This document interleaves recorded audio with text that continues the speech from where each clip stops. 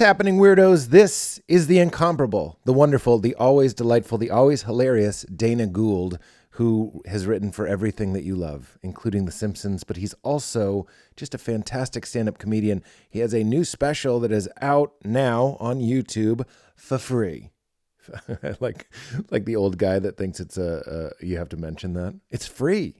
You can just go to youtube.com and type in Dana Gould. Just type in Dana Gould and you'll see Perfectly Normal is the name of his new special. It's fantastic. We talk a little bit about it, and I'd like to play a clip. Here's a little taste from Perfectly Normal. And when you go into like CVS or Walgreens, when they start to decorate for Halloween, they always lead with the big three monsters: Dracula, Frankenstein, and older woman.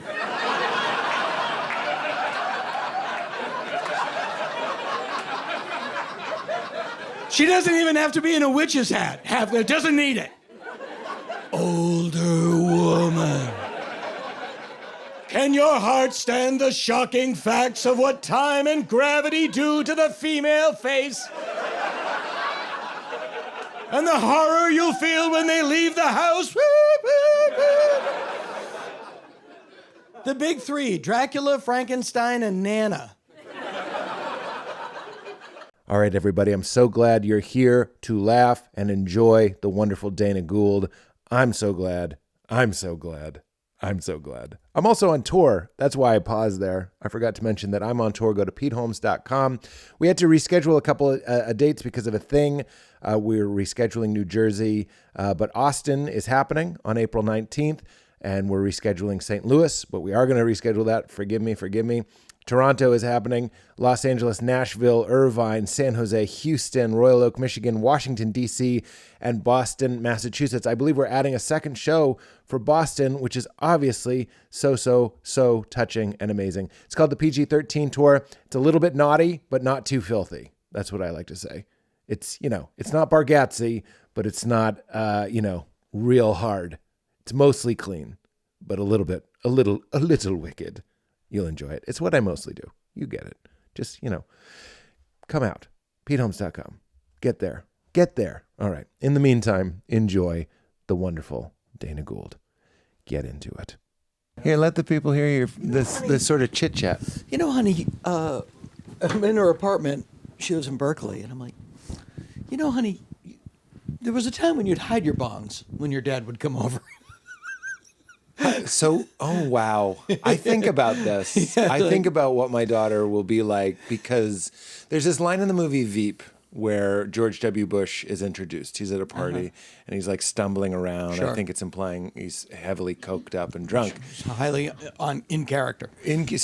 Sam Rockwell did a good impression. Right. And someone goes, too much unconditional love on that one. And I'm always like, oh no.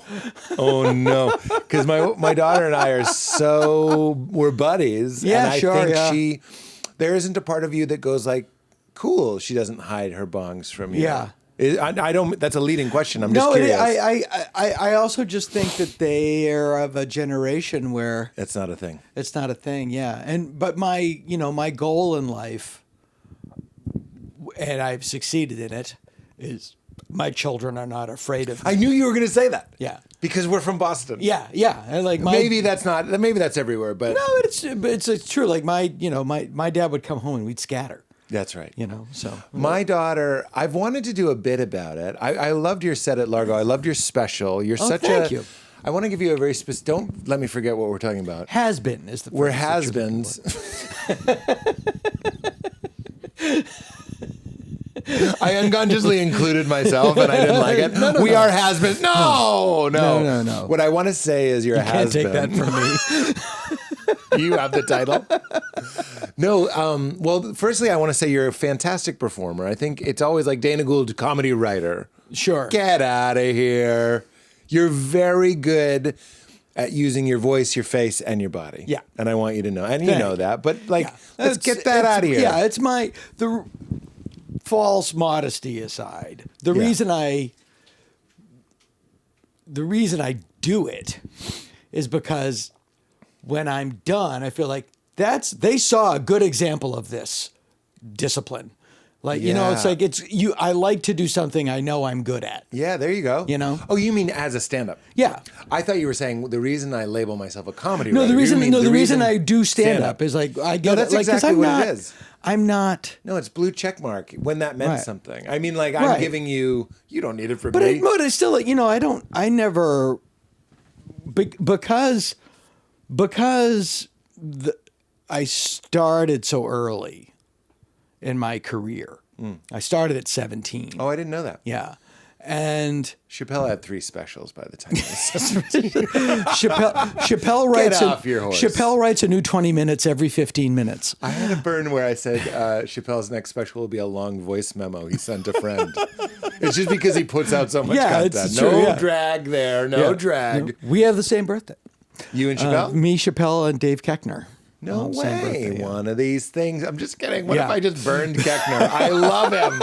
I love him. I just worked with him. He's delicious. Yeah. Oh, yeah. And hilarious. He's a force of nature. He's a force of nature. I just wanted to say one of these things is not like the other. Which is true. Like a real turd. Yeah, maybe I'll just leave it vague. Yeah, Who did leave I it in. mean? Yeah, well, sure, it could be. One of them is a comedy be for legend. Dave, obviously. Yeah, for Dave. Yeah, yeah. 2 marshmallows and a milk dud. Too much. Well, can I yes and that? I think you can. The old standard.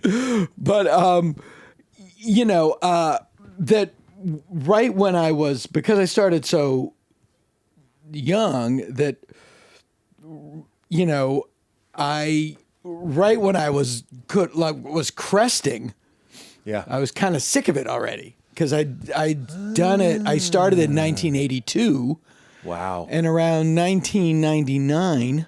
Wow. You know, I had a bunch of stuff, you know, and I had just I was just about to get married and bought a house, and I got an offer to write on The Simpsons, and it was like, well, I'm an idiot to not take this. Yeah. And I was so arrogant when I was first offered to come in a day a week to just punch up jokes, just like be a punch up guy for a day a week, consultant. Yeah. And I remember going, well, I could only do it Tuesdays, Mondays or Tuesdays. Otherwise, I can't do it because I have to go on the road. Like, okay, Tuesdays. You know, I look back and I just like should blow my brains out. Yes. And then, what would you have done now? You'd go, I'll just be in the room. Would you have just said, I'll just be in the room, or would you stick to the one day? no, I would have. If they said we can only do Fridays, I would have gone, I can't do it. And what I would look back on now is an orgasm of ignorance. Yeah. But if they had offered it to you knowing what you know now, would you have just said, just put me in the room? Yeah, I was just doing it. Yeah, whatever you want. Well, because what happened was, then I was consulting. Then I got married and everything. And Mike Scully was running the show one day. I was sitting there, and he came in and he said, "I think your contract is up." And I was gathering my stuff to leave, like, oh, I'm so sorry. And he just said, "You want to just come every day?" And I said, "Yeah." Oh, wow. And he said, "All right, I'll call your agent." And then he just looked and went, "Sucker." And I have to imagine, with respect and a little bit of it myself, the autism in that office. I have to imagine there's a lot of like, your contract is up. Want to just stay? And I don't know Mike Scully. Scully's the opposite of that. Really? No. Scully's the most human dude I've ever worked for. I'm just assuming the whole writer's room was very, very funny. But there's a lot of there is a lot of that, and there's a lot of Harvard in that room. But no, Scully is the opposite. In fact, like Mike took some of his Simpsons money and made a documentary about NRBQ. If you're even familiar with NRBQ, they're this extra B New Rhythm and Blues Quartet. It was like a bar band in Massachusetts from the 60s to the early aughts. And they were like the world's most famous bar band. And like, no, Mike is, he's all about humanity. Okay. But go ahead. So I was just gonna say I'd walk into a volcano for that guy, and that's how it went. So, but what happened was I took just at the point where just when the comedians of comedy thing kind of started. Yeah, I took myself out of it because I had a day job. Yeah. And that kind of went ahead.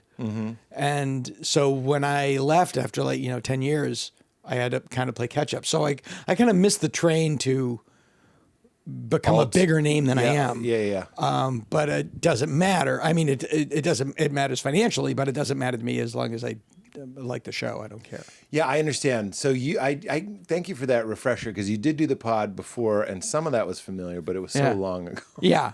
And really what I'm talking about is how good you are. Oh, thanks. And there really is this is an old man thing to say, but I just really salute the craft when I see it done well. Thanks. And that's what the special is. It's airtight. I think you know that. Yeah. No, there's not an ounce of fat on it. No, there's not. But because I'm just when you were a kid, who was the comedian that you were just like, I want to do that? Steve Martin. That's what really? track. Yeah, because you guys have a similar goof. Yeah, and it's like it's like if I was to tell somebody about you, it was like you or Kevin Meaney is another example. Oh yeah, you got to see them. You got to see it. You got to experience it. Oh, that's nice. That's really nice. I didn't expect. And like what compliments Steve coming Martin said, your act should be unstealable. I completely agree. Yeah. I was just talking to somebody about that, where I was like, I have so many jokes that are, and it's not just me, comics sometimes write jokes like this, where if you're not pushing the boulder, it's not funny. Yeah. You have to get behind it, and you have to get worked up, and that itself is the joke. And if someone else did it, it would be like, what is this? Yeah, I could not do Kevin Meaney's act. Right, exactly. January, February, March, April. I have a weird thing I have the weird story about Kevin Meaney. I'll tell you in a second. May. But when the thing I was just going to how say great you are, because I do. When I was coming up, I was Carlin. I was all about Carlin, and you can see that in my act. It's very literal and. But what I like about this is not dragging Carlin. I keep saying dragging like I'm trying to be cool. I'm just saying I'm not putting. Let's collab on dragging. Let's sesh. I love Carlin, obviously, but when I watch you, I put you in this category of the ranting guy. Yeah. I don't mean that. No, it's fine. Putting it, I just mean I think it's harder to do than it looks. A lot of the ranting, and it's not even quite right, but the sort of, and even saying you're not curmudgeonly. No, here's my math. Me. George Carlin's text. Yeah. And Albert Brooks's delivery. Yeah. When he did stand up. Yeah. That's my act. There you go. Well, that exactly articulates what I'm talking about. Sometimes people are just like, fucking shit. And I'm just like, I'm in the back going where's this? What I hear, your screwdriver turns until the wood starts to creak. Yeah. It's so tight. It's like, it almost splits the wood. And I love it. And it never drags. It drags again. But there's no waiting for the good part. No, I remember seeing Elvis Costello in 1986 at the Beacon Theater. Oh, wow. In Boston. And he walked out, opened with I Don't Want to Go to Chelsea, played 19 other songs, boom, boom, boom, boom, boom, boom, boom, boom, boom. And just left. Put a guitar on the left. I was like, that's how you do that. Well, as someone it was who like a flurry of punches. I struggle with self-indulgence. It's a weird. Well, yeah. I'm just terrified of the silence. That's why Yeah, but when a guy like me watches a guy like you, and I go, oh, you've distilled something down to the essence. You'll find a way, especially if I want to talk about my family or something, it'll go in all these weird directions, and you'll just be like, no, just this. One of my brothers is a bully, and he beat me up more than my parents did, and he's self-entitled and he's a prick. Guess which one of my brothers became a cop? And I'm just like, wow. I know I just kind of ruined it. No, I'm just saying, right. you found a way to be as revealing as a guy like me is trying to be. Me and Birbiglia say, if you're not telling secrets, who cares? Yeah. So you're still telling the secret. You're still doing it. You're just doing it in about 5 seconds. So you're not even giving the audience a chance to be fatigued at an artist being like, and then my mother. Sure. You're not doing that at all. You're really tricking them into liking something that almost would be a one-man show if it wasn't so fucking funny. Well, yeah, and I did the one-man. I did the one-man show. I did that in the early '90s. As good as Gould? Dana Gould. All That's Missing Is You. No, it was called Insomnia, and I was the first one-man show with Just for Laughs. I was the first one. You made it up. So fast. Oh no, that's old. That's old. But still, you found it. Oh yeah. You found it on the floor in your little shed. It was all called. that's missing is you. It was. I was the first one-man show at the Just for Laughs Festival. Oh no. Yeah. And do you think you're why it ended? I'm the one that put them out of business. I think it came back. They went out of business because of a scam. Really? Yeah, they got scammed for like $400,000. What? Literally, like somebody sent them like, you owe us $400,000, and like somebody not high up in the organization paid this scam bill. No. Yes, it's just the most. I was like, of course it happened. Wow. Yeah. Yep. My bet on it is how can something that's just for laughs go out of business? I can't believe you liked it. Anyway, watching you, it was so phenomenal. I had listened to your act at Largo, and then I listened to your hour. I like to do it right before I see you, so I listened to it this morning. Yeah, my and apologies. I was cackling at you'll do like thoughtful family stuff, but then he'll also just throw us a great Bill Cosby. And I didn't know I wanted it so badly.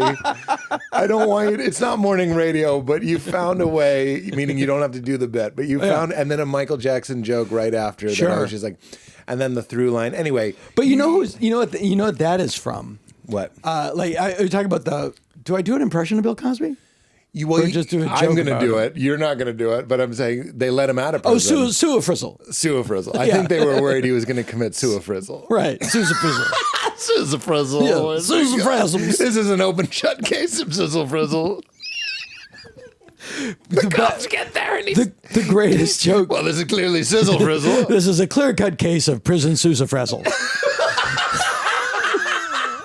So dark. Oh, yeah. The best one is Bobcat Goldthwait has a joke is like,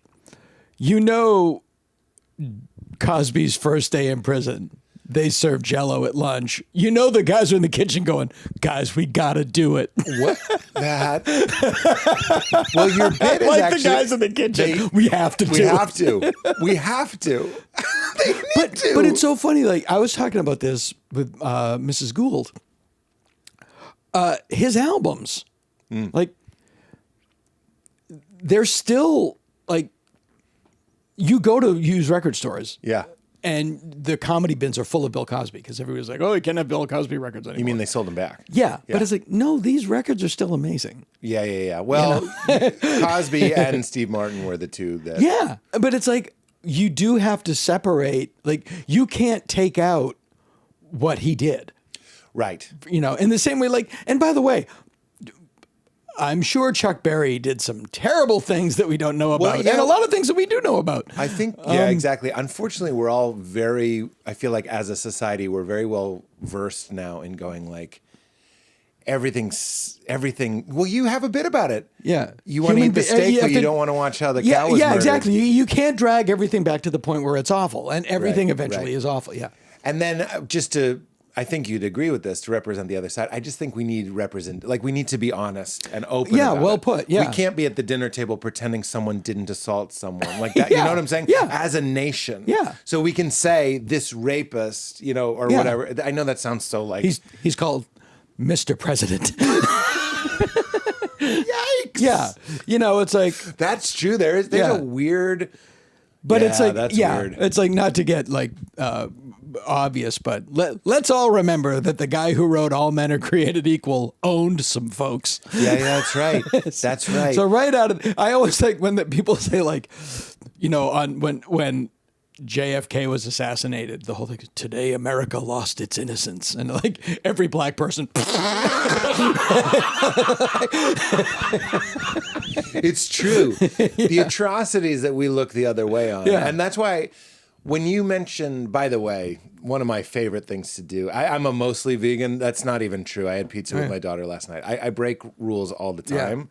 I think that's important. I don't know why. But anyway, when a vegetarian criticizes a meat eater, I wish I had been at that dinner where a vegetarian made fun of you, because the vegan community, I don't know if you know this, does not recognize the vegetarian community. Oh no, it's subdivided? It's one of the funny, well, being from Boston, it's like how certain types of white people hate each other. Vegetarians and vegans should have a holy alliance, but like vegans love, meaning I love, bring up how atrocious dairy and eggs and all that sort of stuff is. It's like nobody, but this is actually kind of my point, is like we need to hold a paradox in our minds. One, we should be virtuous and we should strive to be better and keep getting better and do the right thing and cause the least amount of harm. And on the other hand, we all have blood on our hands. Like every moment. It's impossible. It's impossible to walk through life and not leave your house. Neil deGrasse Tyson said this on the podcast. I say it all the time. Your house was a habitat for owls. Like, no one, that's not to say we should give up. Yeah. You just have to hold both. Yeah. And it's very hard to do. And be aware and not, now it's, we're, both sides are on 11. Yeah. And people like, there is this Christian belief, not a Christian belief. There's this weird, I don't know what it is, where it comes from, that, God gave us the earth to use. Right. So we should use it up. Right. And then there's the other people go, well, that sounds a little nuts. Right. It is. I think it's so weird how, there's a type of racism that I got illuminated to doing this podcast. Oh, I thought you were going to say there's a type of racism that I really like. I love, my favorite. I one time asked a girl on a date, what's your least favorite race, as a joke, and she answered. I was shocked. But there's a type of subtle stereotyping or racism, whatever you want to call it, when you glorify all Native American culture as one thing. Yeah. So I want to be careful here. But there did seem to be an appreciation of balance that we just don't seem to have, and harmony and seasons and flow. Yeah. Certainly not in every case, but like when we come and we just like the churning. Yeah. We're just, everything's, I've been trying to find somebody to explain to me, maybe it's you, how capitalism, meaning everything being used for something and being very narcissistic, leads to misogyny, leads to sexism, leads to racism. Do you have thoughts on that? I do. Because we don't have it used to be that we were we're not a democracy, we're a representative republic or something like that. It's like some weird, said, like I knew specific thing. Yeah, I understand. And we use capitalism as our economic model, and we don't have a state religion. Mm-hmm. What it is really is we are a capitalist endeavor. Capitalism is our state religion, and we use democracy to give people the vague illusion of choice. Mm-hmm. And which is very like capitalism itself is like, which of these 5 phone cases do you want? Right. Because you're an individual. Exactly. Yeah. We have, and like your great line where it's like a true independent thinker, he believes what all the other independent thinkers believe. Yeah. If they're all smoke and mirrors. Yeah. If they're all independent thinkers, why do they all have the same hat?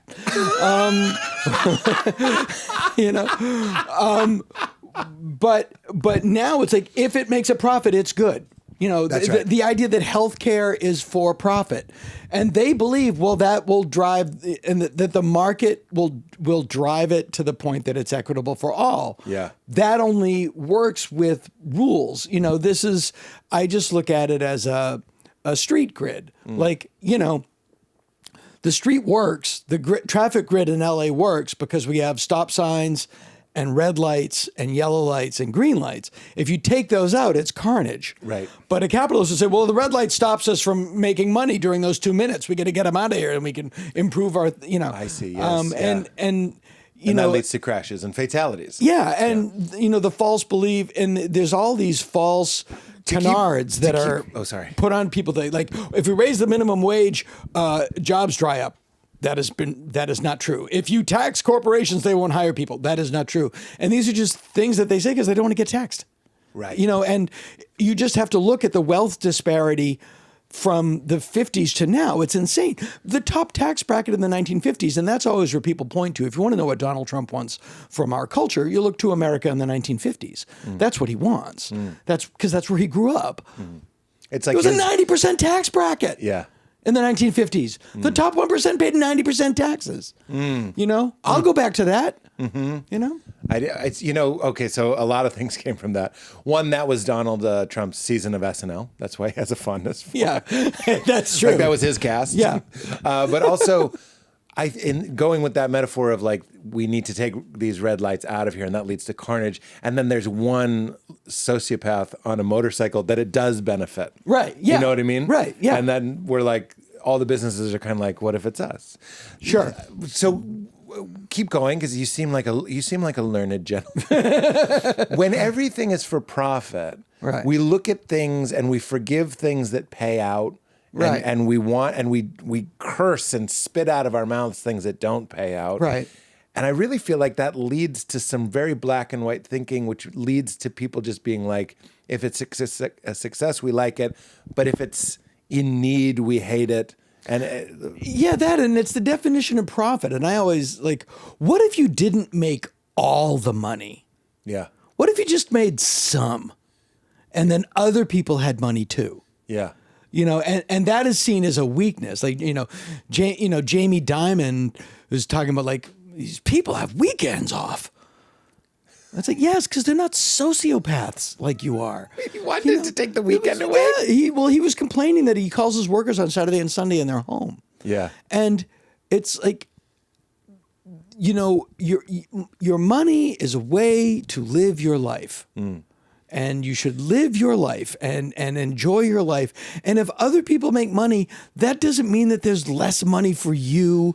Well, it's the depravity model. It's very similar to probably how they view love. It's intolerable to see mommy pick up somebody else and feed them. Yeah. And I get it, because the people with that chip missing in their brains are the people that get those jobs, because they're the people that are driven enough to get to that position. Unfortunately, then people look up to them as the model, and it's that you don't want that. Right. It's like, I could look like Kumail, but I don't want to do what it takes to look like that. You don't want to blend chickens in a Vitamix? Nothing against him, and nothing against, but it's just like, I could get jacked, but I don't want to do that much work. So similarly, I would like balloons in my arms that I could just inflate at will. It's just like,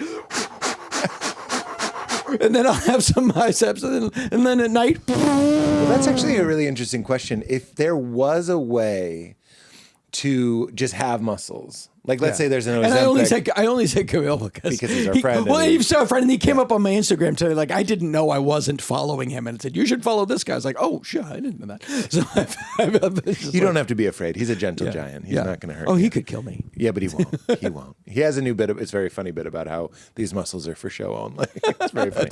But if you could go in like a cryo chamber and come out with muscles, would they mean the same? You know what I mean? Like, they're not funny. But muscles aren't funny. No, that's for sure. But like, if muscles weren't a sign of discipline, like if you could just get them, would they be less attractive? I don't want to look like that. And I always I really don't. Like, I'm on the BMI, I'm obese. Yeah. I am. Me too. Yeah. Me too. Literally. Yeah. And the BMI and he always is one takes of the, out that little circle. Yeah. And by the way, the BMI is one of the leading causes of teenage anorexia in girls, because they put in their weight and their height and they go, oh, you're obese. And Yeah. It's spend insane. 10 years puking up lunch. My new doctor does not use the little paper circle. Oh, it's an outdated system. I'm sure Kumail is obese based on his weight. Yeah. I go to Dr. Shame. Do you go to Dr. Shame? Hi, fatty. What circus do you work in? No. Our anesthesiologist was named Dr. No. Dr. No. Asked really? for him by name. Oh boy. No. No.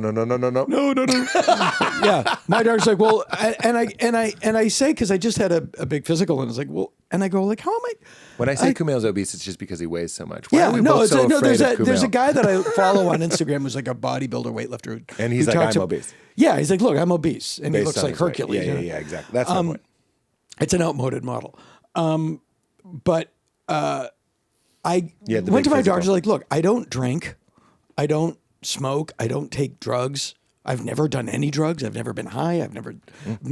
Got drunk once in 1980.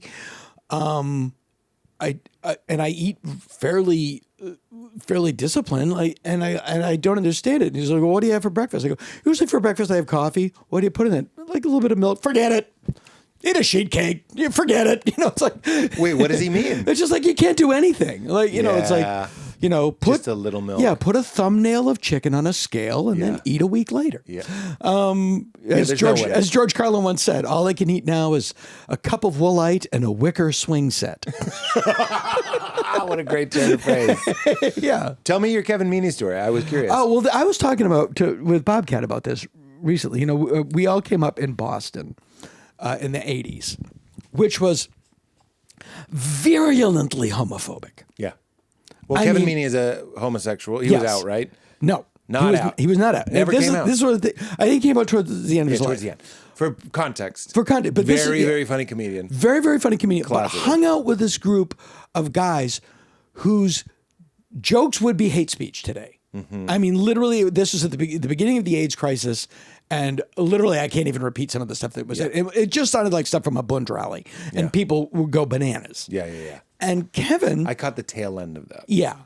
And it stopped working. Yeah, and that was kind of fun. Oh, that's good to good to see. That there was a guy. But there were jokes that were just like, and even in the time when you could do or say anything, I'm like, Jesus Christ. Yeah. Yeah, I remember. And Kevin is hanging with those guys. Yeah. And not only is he closeted, and these guys are his best friends. He's going on stage in a bow tie, closing his act with a Judy Garland song. Yeah. I Don't Care, from Meet Me in St. Louis. And it never entered any of our minds. Yeah. That he was gay. This is the Liberace phenomenon. Women love him. It never. Yeah. And now I talk to it's just like, how did it never, ever enter our mind? Yeah. Right. And I feel for him to have to have existed like that. Yeah. If you're, we're talking about our own self-doubt. And if you really kind of are beating yourself up and you're hanging out with people who are also beating up your identity, even if they don't know it, it can feel kind of familiar. Well put. Something that I've been going back to. I just read it in a book. I audio book read it. I listened to a book and it said, you don't search for happiness, you search for your most familiar feeling. And I was like, well, that's why you marry your parents. I know. When you said that in your act, I really appreciated it and took a moment and I went, I didn't. I could be wrong, Dana, but you made this joke about that you married your mom. I married my mother. By accident. I certainly did. Whoops-a-doodle. Yeah. My wife, I love, it's so funny. My first wife and my second wife, I married my dad and then I married my mom. You got to have the set. I did. And when I say my dad, when I say my dad, I mean my first wife made more money than I did, was much more adult than I was, dragged me into in a way that my dad didn't. Yeah. Like my first wife was the dad I wanted. Like new dad. Taught me how to grow up. Yeah. Like my first wife. Powerful, influential person. Yeah. And we're great friends. Oh, are you? Oh, yeah. No, I'm happy to hear that. We live 4 minutes away from each other. We have 3 kids together. We talk every day. Oh, that's great. Yeah. And she's terrific. But like she made me grow up. Yeah. And I'm eternally grateful. By the way, that. when did you get divorced? 2013. Okay. Well, I mean, you've had the time, but it's so valuable to me, in my personal experience too, when you break up with somebody and it ends, there's this temptation. It's an addict kind of thinking to scorch the earth and go, that person's the devil. Yeah. And it's really beautiful to go, because I had a relationship that was pretty chunky funky. Mm-hmm. And now I've had those. That person helped me put up all these boundaries with my family that I didn't even know she did. And now I try, when I think of her, to have this fondness for someone who really broke me out of prison that I didn't even know. Well, I never understood, and it's just my emotional immaturity, that like you could be really, and it's different when we have kids. We're tied, and we grew up together. Yeah. Not we met in our 20s and we were together 18 years. Yeah. But like I would have the relationship I had after my marriage, my first marriage, was very intense. Two people going through divorces. And Triplets? no, someone else. Different one. Look at you out there in the mix. Rhymes with Barley's Barone. But like, and we, you know, that was doomed from the start. You know, two people on fire. Yeah. And we have no communication. And I'm like, how can you not communicate with somebody that you were so intimate with? Yeah. And then it took me a long time to realize that's why. It's like you can't have a casual relationship with that person. I see. It was way too intimate. Yeah. But I have this theory that when you are in a relationship with someone that doesn't go, there is a time when you sleep together for the last time. Oh my God. But you don't know it's the last time at the time. And I think at the end of that, when you lie back in the bed, the credits of your relationship should go up on the ceiling. And it would be like the end of The Sopranos. What? That's it? We're done? Oh my God. I've heard that for picking up your kids. Well of anger. Your mother. Wait. All the credits. I've never thought of that. There's a last time you have sex. Yeah. Wow. Unfortunately, I remember the last time I had sex with my ex-wife, and it was just so clearly over. Yeah. Like it was too emotional, and like we both were like, what is this? Because she was having an affair, and I didn't know. And I was like, this isn't working. Where are you? Kind of thing. Yeah. It was very sad, very horrible, but ultimately for the best. But sure. That could have been black screen Sopranos. Yeah, exactly. That's it. And anyone watching, by the way, would have been like, how does this kid not see this? But that goes back to you growing up. What did that, when you say growing up, what do you mean? What did you learn? I think people are very interested. Well, because I was a kid, I was, as I like to say, like I was not raised, I was housed. I did. Great line. We didn't have it. Housed. I went out into the world. And I meet people that I knew before I turned 30, and I just blanket apology. I'm sorry. Like I was every naked, needy. I mean, you saw Joyride. I loved it. Bob witnessed, like he was like, "You were a train wreck," and I was like, "Yes, I was." Yeah. And I just had to teach myself how to. I grew up in a small town where everybody knew each. I didn't know people I didn't know. Yeah. And then I went out into the world. Like everybody knows me. Everybody thinks I'm fun. Like I was so known I got fired by the Catholic Church in my town. What do you mean? I was a lector at church, which is you go up and you read at the beginning of the mass. Yeah. And everyone in town knew who I was, and everyone in town knew I was funny. And so I would go up to read, and people would start to laugh. And the more serious I would try to be, the more they would laugh. And Father Riga took me aside and was like, "It's not you, but it ain't working." You were like the Urkel. Like no matter what, he's just asking for cheese, but everyone's clapping. And then I went out into the world to people that didn't know me. I'm like, "Why don't you think I'm awesome? Wow. I need you. I need your attention." I had that same experience, but my town was my mom, like thinking I was the greatest. Right. But you had, what was it? Hopedale. Oh, sorry. Hopedale. Yeah, Hopedale. Haverhill is also in there. Haverhill. But my first wife, it's not working. Like, who just bought a house, had kids. That Roy Wood Jr. was fired by Ron White, and he's like, it's not working. He's like, what happened? And he goes, too good. Yeah, that happens too. Too good. Yeah. And he paid him out. He paid him for all the dates. Yep. That's awesome. Imagine being too good. I was standing backstage with a pretty well-known comedian who shall remain nameless, watching his opening act, who will also remain nameless. And the opening act was not a great. And this very famous comedian just looked at us and just went, "He's easy to follow."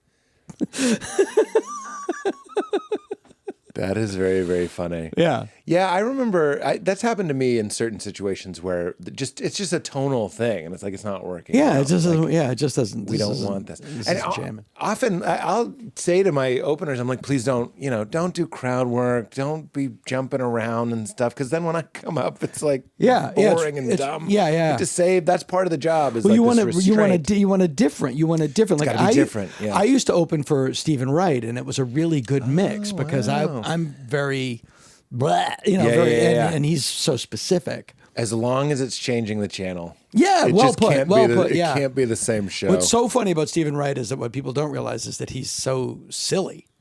Yeah. As a guy. He just did the pod. I loved him. He's the thing great. he took gloves off. I always think about this. He had gloves. He goes, rental cars are disgusting. And I'm like, yeah, but everything's disgusting. That's what I'm thinking. Sure, but I don't want to yeah. give him a... Yeah.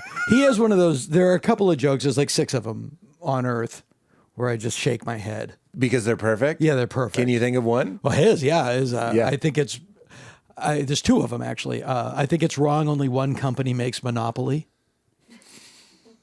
It's great. And the other one is attributed to him. It sounds like him, which is I'd kill for a Nobel Peace Prize. Yes. I know I say it every time he comes up, but I also love doing it in the impression. I go, a friend of mine is a cesarean section. You can't tell, but every once in a while when he leaves the house, he goes out the window. Yeah. That was on his first Tonight Show. I love it. Yeah, it's insane. I love it. And then there's a joke that it's my favorite joke, and I don't know who told it, but it's there's two more. One is the first 2 people that thought Superman was a bird or a plane. What's all the excitement? It's a bird. Yeah, it's okay. It's a plane. Yeah, okay, all right, okay. No, you know what those people are?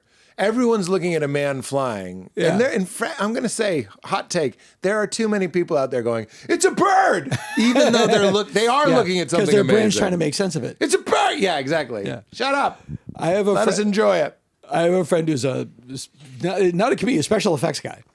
And he goes, King Kong, they capture him in the jungle, they bring him to New York, they put him on stage, they open up the curtain, and there's Kong. And they start taking pictures, and he freaks out and he breaks loose. He goes, if he didn't break loose, what was the show? That's so great. You know what?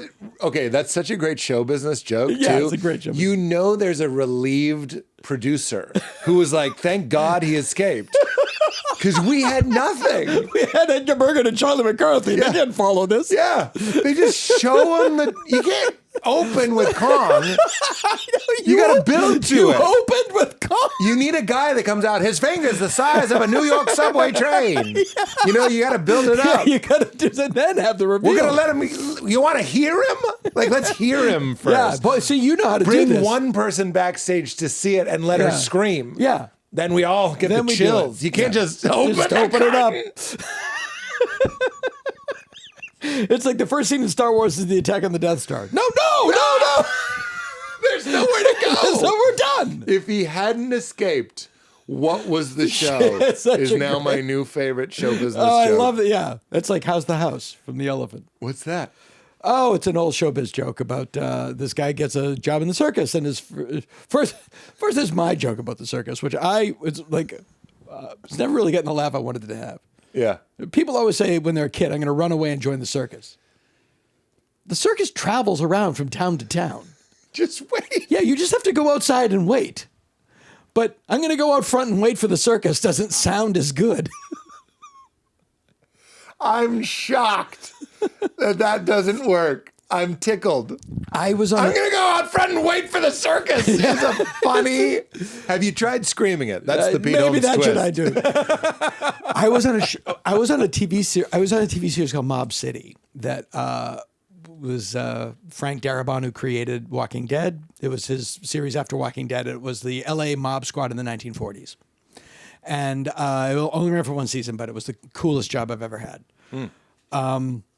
Playing a detective, it was just. Wait, you were on it? I was on it. Yeah, I was in the cab. I was one of the detectives. Wow. I got shot. I shot a guy. It was the coolest job I've ever had. I could see you as a great detective. Yeah, I was. I'll tell you 2 quick stories about it. I have some great stories, but this isn't the time or the place. That's a guy on a podcast. It's so funny. But there was this great scene we shot 3 nights in Griffith Park where John Bernthal, who's a very famous, was the lead in the show. Yeah. And there's 2 or 3 mobsters that are trying to kill him, and they're on the merry-go-round at Griffith Park at night, and they're going in opposite directions.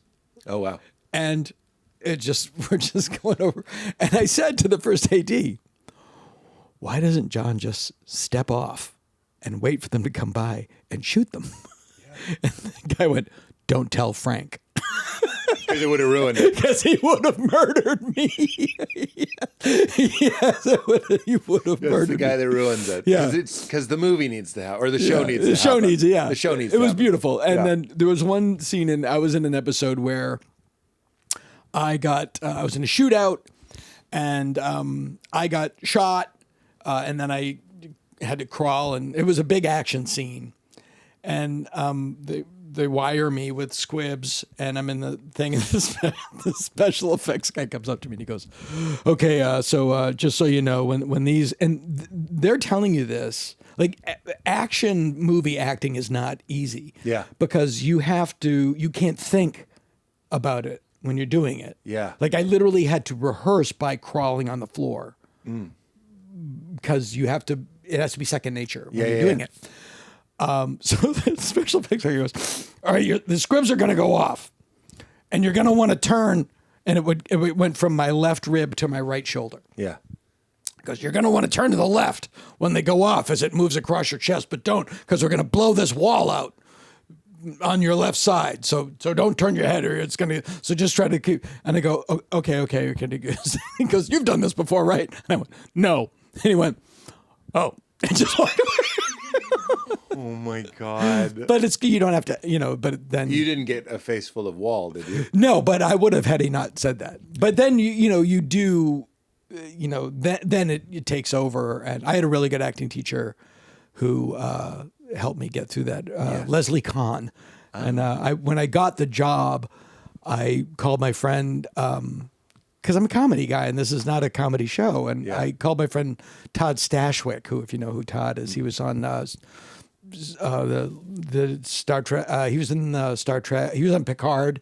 If you watch Picard, he was the captain of the ship on Picard. He's a big actor. He's a Second City guy. He's a comedy guy. Oh, okay. And I said, "How do I do this? How do you do this?" Yeah.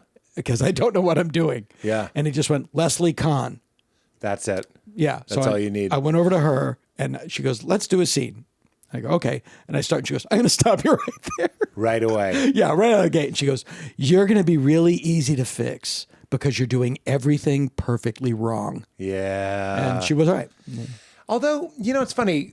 I was watching the new season of Reacher, and I like that show. Sure.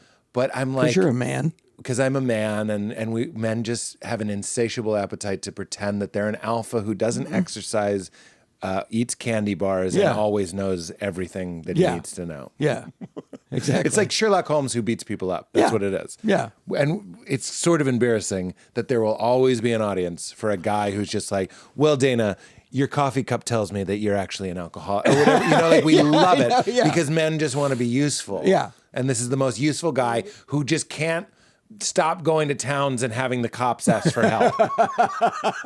I mean, it's such a male fantasy. It's embarrassing. They're like, he doesn't work out. But if you jacked. saw that guy, you would say all you do is work out, right? In fact, I've seen interviews with that actor, and he's like, "I have to work out constantly to look like this, but we just want to look like that." Yeah. Not us, not you and I. No. But he looks like that. And then the cops are like, "Please, you're the only one. You're the only one." And he's like, and women are just like, "Please, I'm in love with you." And he's just walking around like in a strip club, turning down dances. Right. Like, that's our fantasy. But I'm watching it, and this isn't really a criticism of the show as much of the genre. Is like, he's wiping his prints off the truck and he has to say, "You got a name, kid?" And I'm like, I can't. If I was the actor, I would have been like, "Can he please just say, 'What's your name?'" Yeah. But they can't. They have to be like, "You got a name, kid?" They're going to find us. Not if we find him first. Like, we just can't stop. Well, you know what Leslie Kahn would say? What? Yeah, that's kind of what I'm hoping. Throw it away? No, ask, "What's your name?" But say... You got a name, kid. That's like Birbiglia. He says, "Think fuck, but don't say it." That's how you take swears out of your act. Yeah. And just like, you just have to. It's. No, I'm gonna try it. It's not. You got it's a name, not kid? easy. Acting is not easy. I hated it. Yeah. You got a name, kid? I hate it. Can you say "you got a name, kid" to me without feeling like a piece of shit? You got a name, kid? How did you feel? as good as it could be. It's bad. I feel bad. Like, it's so funny because you got a name, kid. Is over. Harrison Ford famously threatened George Lucas to tie him to a chair and make him say his dialogue in Star Wars. He goes, "You can write this stuff, but you can't say it." That's hilarious. I've been from one side of this galaxy to the other, and I've seen a lot of strange things. Like, you got to be able to write the way people talk. Pardon the interruption, weirdos. I am obsessed with Dad Grass Leisure Drinks. I had one last night. My friend was barbecuing burgers, Beyond Burgers, but it was still a barbecue, and I wanted to hold a drink in my hand that makes me laugh and silly and have fun, and that's Dad Grass. Weed is so strong these days. It's always flooding your system. I can't focus on a movie. I can't hold a conversation, and I always end up eating an entire pizza.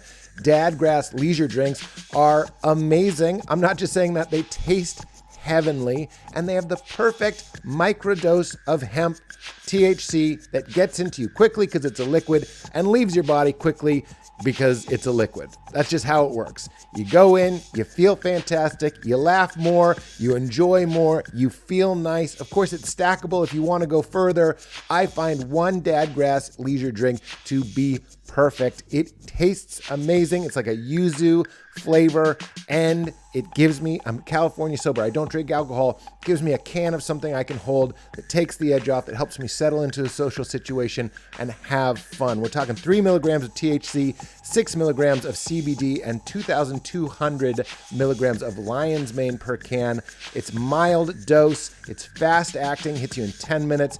Leisure drinks are amazing, and they ship everywhere. If you are 21, you can get it. Go get Leisure Drinks or all of Dad Grass's products, including joints and gummies, by going to dadgrass.com/weird. Use promo code weird for 20% off for the perfect, amazing tasting can THC experience that I am obsessed with. That's dadgrass.com/weird. Use promo code weird for 20% off. We're also brought to us, I'm wearing the hat, which feels like wearing the t-shirt of the band to the concert, but I wear this hat all the time because I love Element.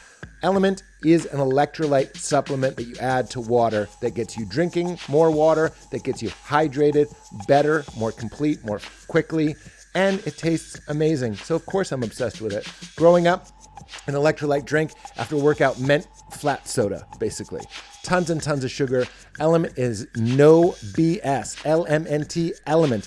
No BS. 5 calories, doesn't interrupt a fast. In fact, it's wonderful if you're fasting, makes you feel satiated and wonderful, and it is the feeling of sodium, potassium, and magnesium in the perfect ratio to flood every cell of your body with optimum hydration. It's wonderful for fatigue, it's wonderful for mental clarity, it's wonderful after a workout, but it's also just a great way to jumpstart your day. It's replaced my morning cup of coffee. I start my day with Element. It's a huge part of my wellness program that I genuinely look forward to. I love their watermelon salt flavor. You also see us drinking it here on set, the 16-ounce cans that they make. Try this, get it in your body, and feel the feeling of optimum hydration, what it does to your mind, your body, your mood, everything. It's fantastic, and it's no BS stuff. Go to drinklmnt.com/weird and use promo code weird to get a free Element sample pack with any order. No matter what you order, sorry, I should have said including the new sparkling 16-ounce cans of electrolyte sparkling water. And if Element doesn't exceed your expectations, they have a no questions asked refund policy. And this sample pack is like a $14 value, so it's awesome. And you get to try all the flavors. So support your body, support the show. Go to drinklmnt.com/weird. Get your free sample pack with any purchase. That's drinklmnt.com/weird. Tell your Bob Dylan story. Do you mind? Which one? The one you told me at Largo about the friend of yours. Oh yeah, Eddie. My friend Eddie. I know I'm completely jumping topics. Okay, but I don't want to not. It's a good story about show business. Yeah, I love it. It's the best story about show business. Yeah. I have a very good friend. I'm not going to say his name, and he'll either be angry that I didn't say his name, or he'll be angry that I did say his name. I'm not sure which way to go. But he's got a name, kid. Yeah, he's got a name. I'll tell you if you knew him. And he worked for Bob Dylan. Yes. And he said famously, like, never in my life did I think I would be getting phone calls from Bob Dylan, much less dodging phone calls from Bob Dylan. This is what it is. I was at UCB And I will also omit the Yeah. name. But somebody was there doing Ask Cat. That's the show where all the Yeah. celebrities are there. And it was a young lady, and she goes, if you would have told me when I was 12 that I'd be hiding from Chevy Chase, Sure. I wouldn't have believed. Yeah. Or it's the Mel Brooks Cary Grant story. What's that?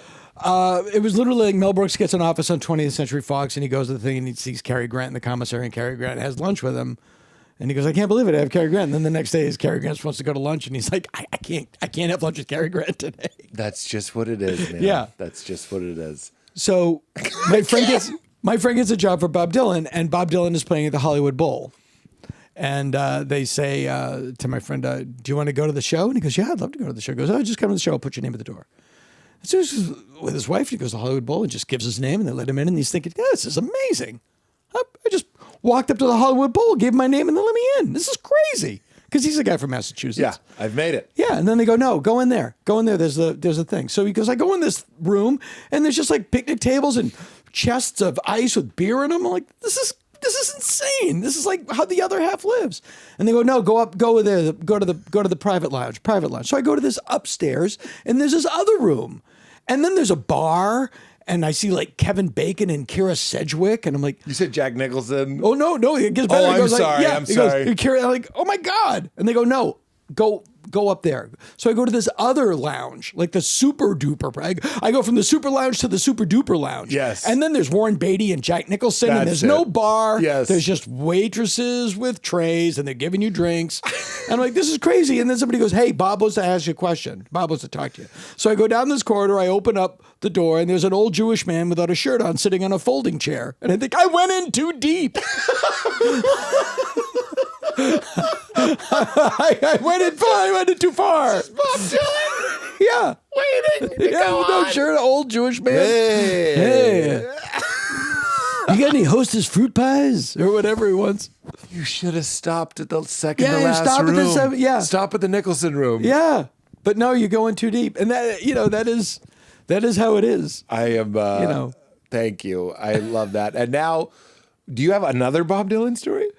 Well, I talked to him. So this guy worked on Bob's radio show, Theme Time Radio Hour on Sirius XM, and he said, and I grew up on Bob Dylan. I have older brothers, and they played Blood on the Tracks and Desire every day when I was a kid. Like, I know those albums front to back, and I love Bob Dylan. And my friend goes, do you want to play a caller on the show? Because it was a serious show, pre-recorded, but they were like, hey, we got a call. And people would call in. It was all pre-recorded. Oh, okay. So I said, yeah, of course. And so I'm in the shower. I'm getting ready to go to work. I was getting ready to go to The Simpsons, and I was in the shower, and the phone rang.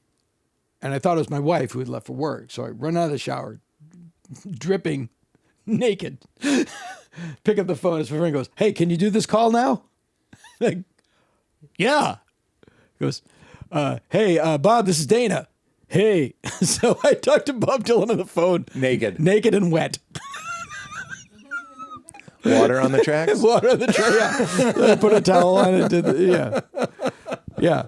What did you talk about? I just said I had to do it. They wanted somebody with a Boston accent to call in and ask for a song like Dirty Water or something. And then he goes, you sound like Ted Kennedy. And he hung up the phone. That was it.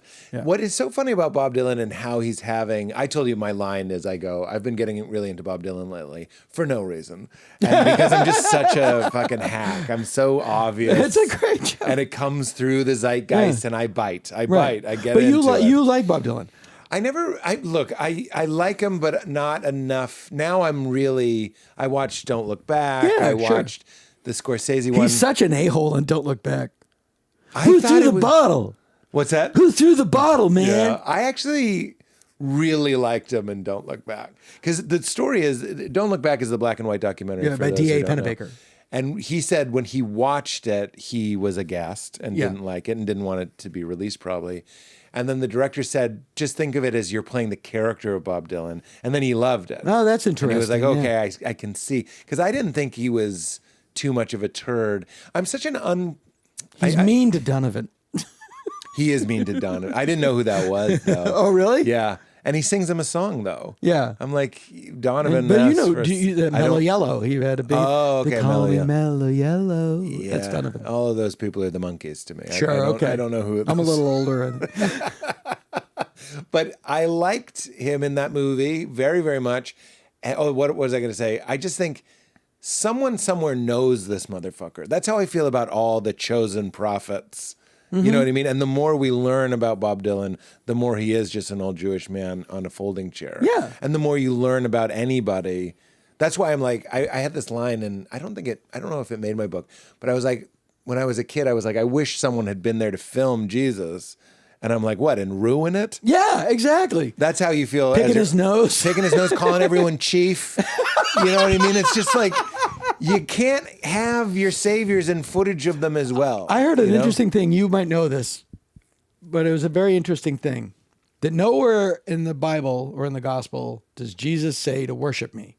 That's for He sure just says, true. follow me. Absolutely. Yeah. And it must be so strange. Like, you're all wrong. You're all ruining this. Well, he says a lot of things. One of the ones that I like to go to is he says to his disciples, you'll do far greater things than these.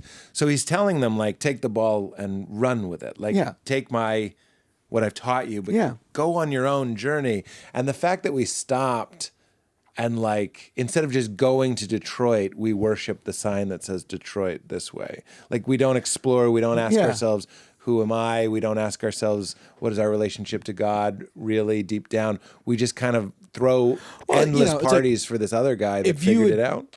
And that's the way it is. If you told people you're going to have a thing in your pocket about the size of a deck of cards, and you're going to be able to access anything on Earth, you'll be able to learn anything on Earth. And they're like, what is the thing that people like? Amateur gangbangs. Yeah, that's right. It's like, oh, I thought it would be French. I could learn French. No. And well, that's why as I get older, I'm like, I can't even. And why amateur? Like what? Well, this gangbang is. Leave this to the pros. These are professionals. People don't like, people don't like expertise. They want to see the flaws. Well, that's why people vote for Trump. He goes with his gut. That's why I like him. He reminds me of me. Yeah. They don't apply that to like a pilot or a heart surgeon. Well, those jobs are important. What's funny is like the very arrogant, confident guy who's winning is our favorite thing. Sure. Or a lot of our favorite things. And the very arrogant, confident guy who loses is our least favorite thing. Right. A poser, like a phony, someone who goes into something. Like think of Kendall Roy in the pilot of Succession. He goes in and he pitches and he doesn't work. You couldn't be a bigger heel. Like that's exactly what America can't wait to turn its back on. But if you're a blowhard and you keep seeming to win, you know what I mean? Like in everything you do, people will love that more than anything. Well, my brother Kev is loves he's a great guy and he's hilariously funny. Yeah. But he's a Trump supporter. He's a Republican. Pictures of John Wayne all over the house. Yeah. And I could tell, John Wayne is 100% fabrication. Of course. Real name Marion. Did not serve in World War II. Somehow dodged it. Yeah. Kept putting it off to the point that it was a big problem with him and John Ford, who did serve in World War II. And then became a right-wing zealot because of his guilt at not serving in World War II. Wow. I could tell them that 100 times. It doesn't matter. Right. They Symbols. just don't want to hear it. Yeah. Symbols. They don't want to hear it. And it is our dad. My take on the allure of Trump is my dad can beat up your dad. Yeah. It's the guy that is just like, he doesn't know karate, he knows crazy. Crazy. And it's also it's the H.L. Mencken, it's like, it's simple solutions to complex problems. Yeah. And as H.L. Mencken said, for every complex problem, there's a solution that's simple, easy, and wrong. Well, that's right. And would rather have that. Yeah. Right? And that's a very American, Scotch-Irish mentality. Those are all the American heroes who just like, the guy that comes into town with a gun, solves all the problems. And I'll show all my cards and be like, I'm talking about Reacher. Reacher is you don't have to say Reacher is a show, let's just say for everybody. If there's a Clint Eastwood movie on, I watch it. Yeah. Yeah. Yeah. There's a biological imperative that I have those fantasies too. Right. But they're fantasies. Yeah, I wonder how we're being conditioned. That's what I'm wondering as I'm watching my daughter growing up. I'm like, we watch Ninja Turtles and we love it. But I'm also like, it is teaching you, again, we love Ninja Turtles, but it's teaching you, like, if somebody's being bad, to go and hit them with a stick. Yeah. Until they stop. And I'm sort of like, there's not a lot of like, well, Shredder is clearly mentally ill. Yeah. But now you're going back to that thing we talked before, is capitalism. And I actually said this on the show that we did, but it's true. Like, I made a joke about Chuck Schumer online. Yeah. Not that I don't like Chuck Schumer. I want him to do better. Yeah. I want him to do more. As I like, when King Kong is on top of the Empire State Building, get a plane and shoot at him. Yeah. Don't go, we're very disappointed in Kong's decision. Just do something. But because I made a joke about Chuck Schumer, the algorithm of my threads went, oh, do you want this? Would you like suggested reels, celebrate January 6th with this commemorative jar of freedom mace. All Democrats are communists. It's like, oh, do you want to be a poison spewing? No, I don't. Right. But the hate algorithm. Flip the switch one way or you flip and it it's the just other like, way. do you want us to feed you hate? And and it's like, that's, again, step back. What if you didn't make all the money? Yeah. What if you stood back and said, and caution people that, people of what if the algorithm was so people of goodwill can have differing opinions, right? But there's not as much money in that, right? Yeah, that's truly haunting. I clicked on the wrong Facebook thing, and it's been trying to show me that Tupac's still alive for weeks. Yeah, it's just like, stop. But you're absolutely right. And that is the wickedness of social media. It's like, there's no money in showing people a diverse. Yeah. It's just get them all riled up. Yeah, get them all riled up. Engagement. Yeah. Hopefully, it is like giving human beings the internet was like giving a machete to a chimp. It's like, let's see what happens. Like, I don't think it's going to be, I don't think we have the social evolution to handle this. Yeah, that's right. That's right. And as, you're right. as Morrissey said, it's easy to laugh. It's easy to hate. It's tough to be gentle and kind. Yeah. Well, I didn't know that line. It's a good line. I thought that was the monkeys. Well, they're all the monkeys. They're all the monkeys to me, baby. Yeah. Let me ask you, so you got remarried. Mm-hmm. We also have your mom died. These are big topics. Yeah. Which one do you want? Well, I'll tell you about, I was thinking about this the other day. The other day being this morning. My mom died last April. And I've yet to cry. Like when she'd been ill for a long time, so it was not a surprise. But when my dad called me and said, your mom died last night, I just went, huh. Wow. But I have three daughters and a wife. Yeah. In my home, someone cries every day. There's a lot of crying. It's just crying. Yeah, big feelings. Yeah, big feelings. All the time. Yeah. I couldn't cry in a crying contest. You got a I can't cry. It was like. And what is the feeling? Numb? Yeah. And it was a slow walk. I mean, she'd been in a, she did not know who I was for 4 or 5 years. You know? See. So she was dead to you. She was, she's dead to me for a long time. You're mad at her. No, I am mad at her. You're right. You're absolutely right. Wait, is that true? Oh yeah. For dying? Yeah. And for not knowing who I was. All of that. Yeah. It's hard, right? I mean, well, it's intellectual versus emotional. I know that it's not her fault. Right. But I'm like, see, you never loved me. See? Interesting. And I had. Oh, wait, when she didn't know who you were, you took that as unconsciously, you took it as a confirmation. See, you never loved me. Yes, I knew it. Yeah. I knew it. Because of my BMI. She doesn't love me because I'm fat. But that's absolutely true. I was like, see, and I talk about my mom dying in my act. Yes. And the line, it's so funny how comedy works. This used to be the line I would say to get into the bit.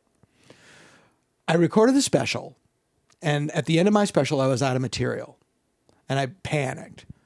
And I went into that comedian, hands are funny. What's funny about hands? Like just anything. You go to the zoo Yeah.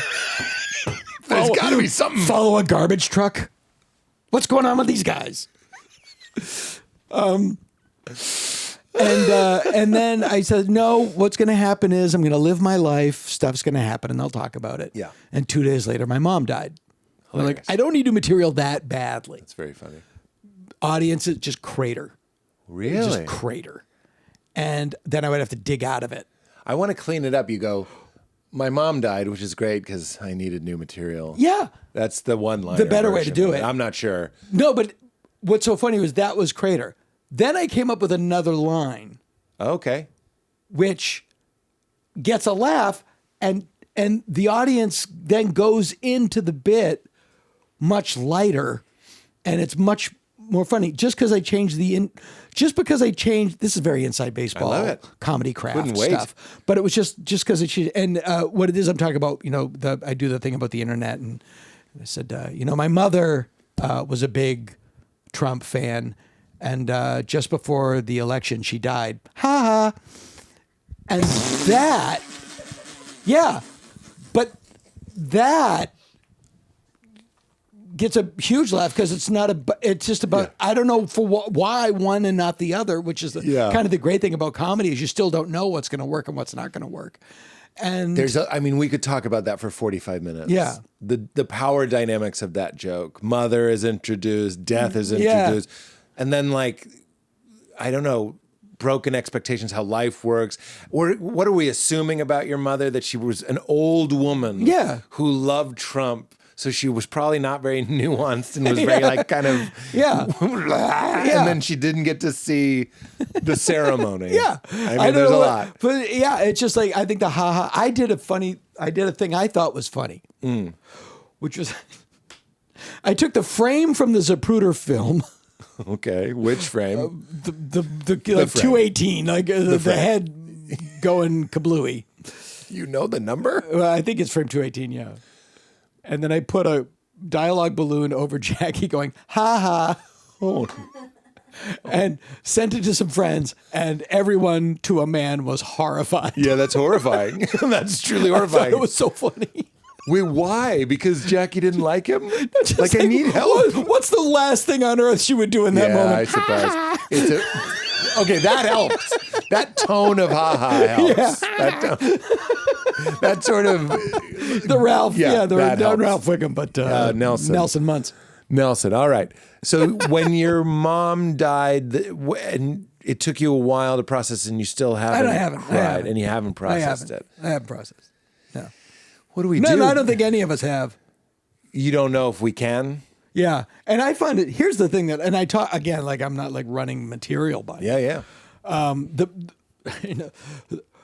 I've said this, the thing about having your mother die is it gives the other members of your family an opportunity to disappoint you in ways you never thought imaginable. Yes. I remember this. And everybody was just caught flat-footed. Nobody, what do I do? Yeah. We didn't have a funeral. And it was just can we do something? Wow. And then you're in California. And I'm in California, but she's on the mantle. She's in the living room. Still no ceremony? We had a wake at the house a while later, but she was cremated and she's in the house. I don't understand that at all. I don't understand keeping ashes in the house or scattering them in different places. Tell me why. I just if that's their body, I think they want to be together.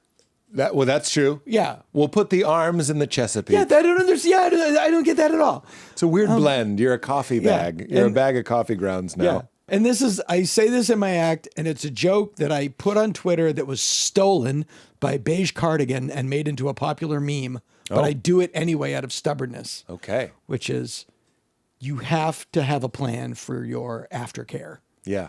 And mine is, I told my children, I want my remains scattered along Mulholland Drive. But I don't want to be cremated. just chunks. I want to stay a source of excitement. Just chunks. Just chunks. But that was they changed. Chunks. I tweeted, and this was like 2012. When I die, I want my remains scattered on a beach, but I don't want to be cremated. And then Beige Cardigan. Like Beige Cardigan? It was Do one we of know those. who Beige Cardigan It was is? one of those Twitter feeds that would just steal people's jokes and make memes out of them. I see. And then they had so many followers, they would charge, and they made money. Yeah, and it was they changed it. I want my remains scattered to Disneyland, but I don't want to be cremated. And then they made a lot of money. So when I do that, people, oh, it's a meme. Like, yes, it's mine. Yeah, I hate every part of that. Yeah. Can I be arrogant and Yeah. tell you something else that's mine? Yeah. Old man yells at cloud. Old Man Yells at Cloud, which is a Simpsons. Abe Simpson, which was has now on the entered news. the vernacular. It's like when people complain about stuff, it's old man yells at cloud. Wait, but I'm trying to remember It what. was a headline in The Simpsons. It was a picture of grandpa screaming at the sky. It's in the newspaper. Yeah, old man yells at cloud. And it was based on my dog Bella, who would go out back, and my wife would go, "What's Bella doing?" She's just barking at the clouds. And then we needed a thing in The Simpsons. I went, old man yells at cloud, and they kind of got. It in has their its own vernacular. life. It has its own life. It's like Richard Lewis's From Hell. The dentist from hell. Is that real though? That's Richard Lewis. Does he really? Yeah, that's absolutely him. When that was I his saw act. that, I was like, "Come Nope, on." absolutely true. You think absolutely he true. was the first one to He say absolutely from hell? made it popular. He because I Made it would see him. popular, I would yeah. see him on Letterman. Yeah. It was the Dave. It was the dentist from hell. It was the dentist from hell. Like, Yeah. nobody else did it. That was Richard Lewis. 100%. Wow, unbelievable. Yeah. Who made the Homer going backwards through the hedge? Do I don't we know. I don't know. That seems like I think that was a later episode. It might have been a later. I think that doesn't seem like something that would have happened. George Meyer usually would come up with the better. Would be the one that the visual gag. or just like the joke that you never like. We were doing a thing once. He came up with my cat's breath smells like cat food, which is just like you just kind of like stand back and clap. I love that. We were working, and it was a thing. It's called the Rube Goldberg, where like Homer falls off a building and he hits a flagpole and bounces onto a balcony and bounces onto a whatever those things are called, an awning, and Yeah. blah, blah, blah. And we didn't know how to end it. My father went the same way. Naked Gun. Oh, yeah, they yeah, do yeah, one of yeah, those yeah, where- right, yeah. and the parade Father went goes the same over, way. and he goes, "My father went the same way." Amazing, amazing. I love when he goes every place I look, I think of her, and it shows the I two. think of that every time I'm every on the time I 5. drive by there. I just found out though that the Naked Gun, speaking of stealing, stole a lot of their stuff. Oh, did it really? Put it in YouTube if you want to ruin your favorite movie. But that was kind of There's a new one coming out with Liam Neeson. Oh, that'll be great. Yeah. And I'm sure they won't do that. There was just a lot No, of it's things. I Oh, you worked I on was it. involved in it. Oh, It's, good. It's very funny. It's very funny. Good. Yeah. They have receipts, as the kids like to say. Yeah. You can find the clip Oh, yeah? from that's Spy a shame. Hard or whatever. Oh, funny. Where they're stealing and it's a little bit like what happened to you with your meme. It's like there are people that are just like gets- have the ball and they're running and they're like, "We'll just take that. No one will stop us. Right. We'll get it out." And Yeah. and then in 2025 there'll be a YouTube about it, but Right. they don't care. No one cares. They don't care. So we were trying to solve this thing, and George was just like, "Come on, folks, come on, guys," and it was getting late, and Isn't the Simpsons writer? yeah, and we're like looking at, and he goes, we go like, "It's not written on the ceiling, people." He was really like, That's very funny. That's very funny. and then finally, just like in disgust, he was just like, "All right, fuck it." He goes, "All right." Homer bounces off the flagpole, falls into the back of a dump truck, but it's full of marshmallow fluff. So he sighs and he's relieved. And then a bunch of scorpions come out of the marshmallow fluff and sting him. Like that was his like, "I'm so disgusted. We'll just do this." That's his protest? Yeah. And did that make it? Yes. That's what happens. Oh my Like, gosh. and I'm just describing him like, I could have been there a year and I wouldn't have come up with that. That's a very special kind of mind. Yeah, yeah. So it was watching him work was really great. A wonderful and easy way to support the show is to go to livinglibations.com/weird and get some skin care, get some eye care, teeth care, baby care, sunblock. You could even just get like a tongue scraper, something small, or do what me and Valerie did, which is a complete medicine cabinet, beauty cabinet overhaul, because Living Libations makes incredibly effective, high-end, beautifully packaged, and very, very powerful, effective skin beauty care stuff that is not filled with random chemical nightmare toxicity levels never intended for human consumption. Because I had been careful for many years about what I put in my body in terms of food or drinks, but I wasn't careful about what I put on my body. I thought things at malls and kiosks that have French names mean they're good and good for you. They're not. They're filled with so many chemical random bull that makes its way into your bloodstream and is not healthy for you or your body. Living Libations is here to help all that with incredibly effective, incredibly beautifully packaged, incredibly long-lasting, and very badass stuff with ingredients you can pronounce and that you will recognize. It is skin care, it is hair care, it is eye care, it is mouth, gums, teeth, everything. Sun care for the babies that you can feel good about putting on your kids or yourself. I love their Best Skin Ever moisturizer. I bought a bottle of that about 2 years ago and I'm still using the same bottle. This is a great way to support your healthy skin, your healthy body, your healthy kids, healthy sun care. Whatever you need that you're putting on your body, Living Libations has a replacement product for it. Support your body, support the show. One of our longest sponsors. We love them. I genuinely think you will love them as well. For 15% off, go to livinglibations.com/weird. That's livinglibations.com/weird for 15% off. Speaking of watching people work, you worked with Jim Henson, and I have a bit about Jim Henson right now, and it made me. It's so great. You told me, I appreciate it. You told me about meeting him. I was very interested. I worked with him for a couple of weeks. Yeah. Oh wow! Right before he passed, right? It was like the weeks, the week before he died, 2 weeks before he died. And then he was very nice. He was. I've been very, very, very lucky. I've worked with Jim Henson. I worked with Mel Brooks. And I mean, I met everybody, but I worked with those guys like for a prolonged period of time. They became Jim and Mel, Wow. And both of them were everything you wanted them to be. That's great. They weren't nobody disappointed. Nobody, that's beautiful. Yeah, it was great. It's it was great, and also Adam West was just everything. I feel like he's a guy who understood how people saw him, like understood what people might be thinking it would be fun that Adam West would be like. Yeah, and I think he came around to that. I think it took him a while to come around to that. Oh, okay.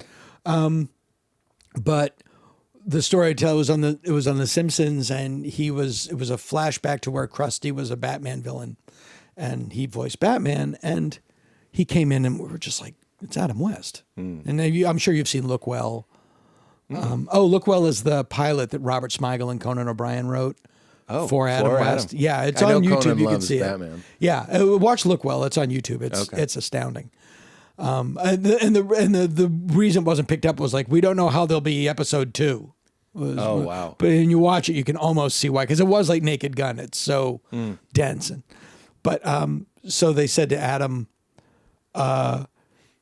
we did his dialogue, and it's like, we just need some, and just, all Batman lines, you pernicious Pagliacci of perfidy. Like, he had all that stuff. And then we go, all right, Krusty's tied you up, and you're struggling. So we just need some grunts and groans like you're struggling in vain. Yeah. He goes, okay. And then instead of grunting and groaning, he goes, struggling in vain. And we were just like,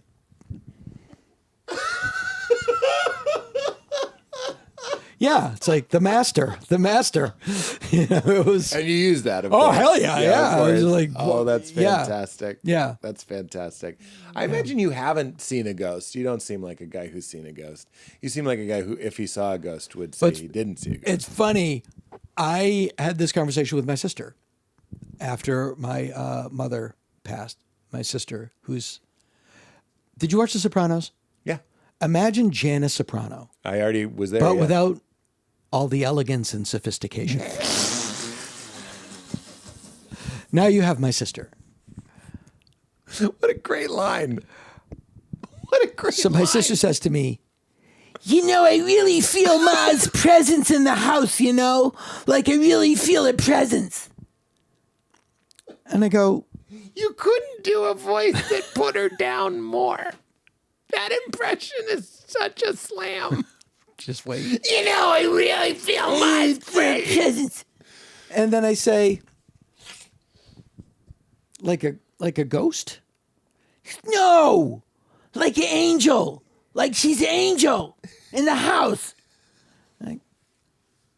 Well, you're describing a ghost. And then we got into a 25-minute screaming argument over what job Mom got in heaven. It's like, it's like, this is just a coping mechanism. We don't know what happens. We don't know where she is. So you were firm no ghost. I'm totally open to it. I hope, there's, ghosts, Bigfoot, the Hulk. I hope they're all real. No, here's my attitude in all honesty. Yeah. And it's my attitude towards devout atheists. It's like, all I know is I don't know. Yeah. And the devout, and I have very good friends that are hardcore devout atheists. Yeah. And it's like, so your attitude is, you're so dumb, you think you know what happens after you die. Right. I know what happens. Right. That's right. Nothing. Yeah, well, yeah, you that's don't know that. Right. You can't say that. Right. Life is an absurd mystery. What's to Yeah. say there isn't more? Yeah, and I absurd mystery? believe in, like, you can leave an energy behind, or how Yeah. And the analogy I was like, my dog cannot comprehend my computer, Right. but they can be in the same room at the same time. Right. That's right. Doesn't mean my computer doesn't exist to my dog. That's right. And you can order your dog food I do, on the computer. and I do. And I do. Yeah. I loved your joke about the Pleasure Chest, which is a sex toy shop here in Hollywood. And you go, don't these people have the internet? Yeah. Like, who wants to browse for dildos in a brick and mortar? Apparently Yeah. a lot of people don't. A lot of people don't care. This is, I am very, I was very, Irish Catholic, repressed. Yeah. My parents didn't have the same bedroom when I was a kid. Like, I did not grow up with a healthy attitude towards sex. Oh, wow. At all. And when I was a kid, my father subscribed to Hustler, which is, For those who don't know. yeah, for those who don't know, don't investigate. 'Cause Hustler is, Yeah. it's a click down from Club International. Yeah, or Swank or Swank. We. Yeah, it's like, We. don't. It's don't. If you work with cold cuts and have a propensity to scream, don't investigate. And I had access. God's Dana. Yeah. And I had access to that long before I should have, and it Yeah. did damage. Oh, you mean it was just damage. coming with the bills? It was just right up, yeah, and it was just, and we knew where and it was way too much too soon. Oh my God. And my mom would know when we were in my dad's like when 5 kids go upstairs and it's quiet. Yeah. You'd all go look at the Hustler? Sure. Together. Well, no, but it would be like we all Chips. grab one. There was a stack, you'd go off. Keeping the back issues. Yeah. And my mother would always say, whatever you're doing up there, all of your relatives up in heaven are watching you. Like, my question, how is that heaven? like, hey, you want to go over to Abe Lincoln's house? Well, I'd like to, but my nephew's going to rub one out. I should probably stay and watch. I have to watch my nephew jacking it. Yeah, it's like, but he just did it. I know, he's 13. I can't leave the house. That's that great bit that your guardian angel is like, what you looking at on the computer? Not again. Yeah. Not again. Yeah. I I could have love it. learned a language. Which brings us to, you have to tell the Robin Williams story. Do you remember the one you told me at Largo? It was when you were talking about how he was aware that celebrities, when they would go on stage, would get a 10-minute Oh, yeah, it's grace so great. period. Yeah, it's so great.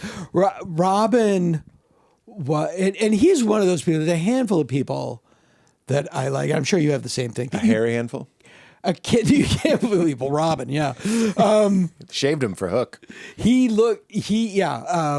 Bobcat, who was Robin's best friend, tells a story about how Robin went to visit, and this is something I talk about in my Coco the gorilla. And Robin visited Coco the gorilla. Yes. And Coco wanted to take Robin into the back room. Oh my God. And Robin said to the keeper, "What would happen?" And the keeper said, "Anything Coco wants." But it was but anything with the shirt off, with the shirt off, Robin looks like a gorilla. That's right. I mean, Coco wasn't far off. Yeah, he was her suit. But is that a word that means hairy? Hairy, her suit. Yeah. Our suit? HIRSUIT. Her suit. Her suit. No, UTSUTE. Her suit. Her suit. He was a very hirsuit individual. Hirsuit individual. And that's always followed by hairy. Hairy. It's never been picked up. Never. But who's somebody that you can't believe you're friends with? Well, Judd Apatow is one of my dear friends. friends. Yeah, he's a very good friend. Yeah. That's definitely a person that I'm like. Yeah, you're like, God, I got emails from Judd Apatow. I know. Yeah. Well, when I remember seeing the 40-Year-Old Virgin poster on Canal Street, it was a huge billboard, and I was like, oh my, like it changed my life. Yeah. I couldn't believe somebody was making something that funny. I introduced Judd to Ben Stiller, and 6 weeks later, he was my boss. You said to Judd, not me, this better-looking version. Ben, I want you to meet my smarter friend. Yes, exactly. You found your replacement. I've known him for a long time. Judd and I were both friends with a brilliant comedian named Kevin Rooney. Oh. And it was through knowing Kevin that I knew Judd for a very early age. What happened to Kevin Rooney? Kevin passed about 2 years ago, but Kevin was completely hysterical. Yeah, he was one of those guys that was like not hugely famous, but every great comedian from that generation, like Bill Maher and Seinfeld and Leno, they were like, well, Rooney. Like he was the guy at the table. Rooney. That's the phenomenon. There's more than Rooney. There's always the black and white photo, and it's Whoopi Goldberg and Billy Crystal and someone you may not know. Yeah, who was the funniest guy. Who was always the funniest. Yeah. Kevin invented the rant for Dennis Miller. I don't want to go off on a rant here. That was Kevin. Oh, wow. He was the head writer on Dennis's show. Oh, wow. But so Robin was one of those people for me. Like, I can't believe that Robin. Yeah. Like, I know him. I get emails from him, and he comes to see me perform. Did he have a funny email? No, it was very nondescript. Oh, really? It was very nondescript. Okay. But he would come to see me at the Punchline. I just have known him for a long time. So, and Robin knew that when you're super famous and you go on stage, people will laugh at anything for 10 minutes. Yeah. And then it dies and you have to really be funny. Mm-hmm. And that's just the way it is. The grace period. The grace period, but the grace period does wear off. And he was on stage once at the Punchline and he told a joke that just tanked. And he went, 10 minutes already? But I remember I was performing at That's how you tell time. Yeah. By the grace period. But when the grace period I'm dies. sorry. I thought I could just be like, ha, ha, ha, ha, ha. Fun. But he was, I remember I was performing at Cobb's Comedy Club in San Francisco. And the club owner said, when you're done, because Rick Overton's going to come over and he wants to do a set. Yeah. And I was like, well, I'm headlining. Okay. It's like, well, I'm the headliner. Yeah. So you'd think that would be the end of the show, but okay. And I love Rick, so it didn't matter. So I go, please welcome a really good friend of mine, a special guest, Rick Overton. So Rick comes on stage and Robin is with him. Oh, wow. And I go, and then I go to walk off and Robin grabs me and he goes, no, we're doing improv. And I went, oh no. I get so anxious doing improv. So I was like, Dana, stay. No, I had to. And I was like, me, Robin, and Rick. And no. Yeah. It was, I mean, I no one knew that I was awful and terrible, but it was just like. You flew by. Yeah, but you don't want to, it's like, hey, want to spar? I don't know, Mr. Ali. Yeah, Maybe not. Yeah. I opened for Rick Overton 20 years ago, Sure. and at the end of the show, he would have both of us come up Yeah. and do improv with him. Yeah. And we were like, what? Yeah, these Just a guys are. different school. It's a totally different school, and and these guys, I really admire them. Yeah. These improv bastards. Yeah. That just go. I get so anxious. Well, it's funny because then I remember it was me and my friend Darren Bodecker and Rick Overton. These are great names. And we would do like world's worst. So name a profession, and then you'd say, you'd do a reason why you're the worst one. And they were all, you do Ray Charles. You got to do Ray Charles is most of them. And you just sing, you got the right one, baby, which was a Diet Pepsi campaign. Oh my God, you're right. At the time. So you just go, you got the right one, baby. And then like, we did that on Thursday, and then on Friday we're doing it, and like a lot of the same ones would come back, and you'd do them again, and I'd feel guilty because I also loved doing improv, and I wanted to be a real improviser. And Rick was just like, club prov. He had a term for it. Club he was prov, like, you just do it. Club prov. You do it. You have the line, do it. And I was like, that was something that Rick, and I think Robin too. It's For like, sure, yeah. You have a bag of tricks. Who cares if everyone wants to be tricked? It's not a trick. Yeah. It's a strategy. They gotta. It's a note on your guitar. Yeah, and they know. The audience doesn't know. Nobody cares. You brought something to mind I was thinking about on the way here, because I saw a bench ad. You're talking about Ray Charles. Yeah. There's a guy that climbed Mount Everest blind. Yep. Do we know he wasn't just on the roof? Like, Can we be would his sure? friends be just like, I don't really want to go to Everest? Oh, it has a picture of him. Yeah. It's Yeah, like, well, I've here we seen that are. bench Here ad. we are in Mount Everest. Yeah. It's only been an hour. Oh, You're here we very are. good. You're very good. I worked with a guy 2 nights ago. It was in this club I was performing at. A guy named Pepper Lang, black comic, and the reason I say that is because he had his joke. He goes, "Thank God for white people. Thanks to white people, I know what's on the top of every mountain." It's very funny. Yeah, that's such Very, a very great. funny. That's Now such a we great, know. Yeah, that's such a great joke. It's like, yeah, I can't argue it. That is so good. Yeah. Dana, this has been a delight. Oh my God, it's already 12:30, which is when I should head back in case my daughter. She's been bailing on her after-school activity, which I think is so sweet. She has the teacher call me, and I go pick her up early, which is what I used to do when I was little. Oh, sure. And it meant so much. Everyone knew it was bullshit. Yeah. But it was this little way to love get love. Here's my question. Yeah. When you would go home, Yeah. was it always the same? When you would have a sick day, was it always the same movie? Yes. What was the movie? Three Amigos. For me, McKenna's Gold. It was always McKenna's Gold. McKenna's Gold was just this old random movie with. You, sir, have given me a gift today. Yes. When you have to pick a movie you can watch in front of your mom. I'd watch like The Time Machine. Oh, Remember sure. that old movie? Yeah. And would love it. Or I'd watch the first Captain America movie. I don't Sure. mean Chris Evans. I mean the really old Yeah, one. yeah, in the really old one, yeah. Early 80s maybe. Yeah. But that was a genre of movie, the sick day movie. Yeah. And you'd get the same one. Yeah, it was always the same one. Yeah. Always the same And I one. watch Three Amigos now, and I'm like, I kind of feel like I should be eating saltines. That's great. That's a great observation, though. I feel like if you need material, the sick day movie. It's so funny. Might be, you talk about, I know we got to go, but like I was on the road this weekend, and we were in Honolulu. I was in Honolulu, and Oh, wow. my wife's friend lives there, and she has a 6-year-old daughter, and she's a single mom. Dad's a POS; he's nowhere around. And this girl, she's 6, and she doesn't get picked up much because she's a mom. Yeah, and, yeah. And she wanted to get picked up, carried around. So I spent the weekend carrying her around. Cute. Yeah, boy, am I feeling it, because you forget that when my kids were growing up, my right side was like freakishly strong, and now my neck and shoulder on my other side are screaming. Yeah. When I get a massage, which isn't very often, I just say, I have a 6-year-old. And they're like, say no more. Yeah, say and no they more. know What arm do you exactly use? where I am. Yeah, it's right up this there. whole, Yep, there's like, right in the neck. there were mutants in X-Men and stuff that would have like the gargantuan left arm. That's how I feel. Yeah. And my daughter will climb in bed and sleep on this Yep. arm. So it's the same arm that holds her. Yeah. It's probably why she likes it. She's like being held. Yeah. And I'm like, this arm is jacked. Yeah, I don't mean muscular. The I other mean side fucked is up. No. Flapping Other in the side- breeze. Yeah, I got one Kermit on both arm. sides. On both sides. I got Kermit's French fry fingers on this arm. And I got fucking Kumail arm on this side.